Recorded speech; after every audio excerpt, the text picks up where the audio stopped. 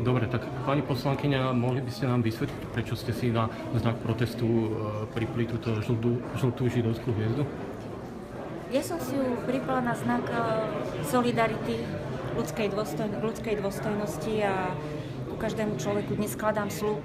Dnes som sa stala v službách nášho národa vlastne človekom, ktorý má naozaj chrániť ľudskú dôstojnosť každého jedného človeka v našom štáte.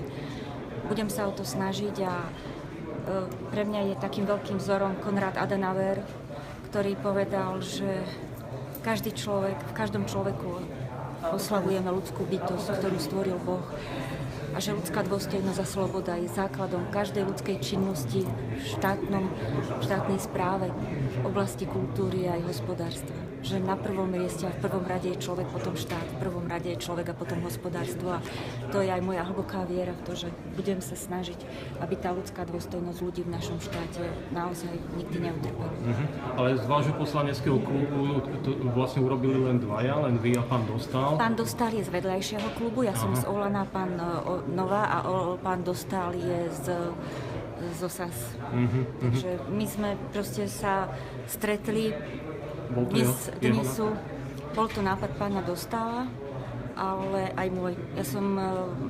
Vlastne sme sa stretli v tých dvoch nápadoch. A nikoho iného ste neoslovili? Ja si myslím, že tu sú slobodní ľudia, že každý, my sme to tak cítili, stretli sme sa, ja som sa pýtala, že čo by sme mohli urobiť a vlastne ja som mala tiež nápad, on mal nápad a z toho vzýšlo toto, z tej našej debaty a pretože sme aj názorovo a hodnotovo blízki ľudia dnes vlastne naozaj ako je tých 80 rokov od nástupu tej najťažšej diktatúry, ktorá sa presadila vtedy v parlamente. A posledná otázka, ako budete v budúcnosti pristupovať poslancom za stranu Marian Kotleba, ľudová strana Naše Slovensko? Ako by som mala pristupovať?